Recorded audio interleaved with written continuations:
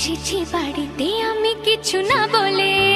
Tick tick tick tick ঘড়ির সাথে সাথে তাল মিলিয়ে এই তো এলে, তবে কেন এখনই যাবে চলে? ও বলো কি বলার আছে, এসেছি তোমার কাছে। শোনা,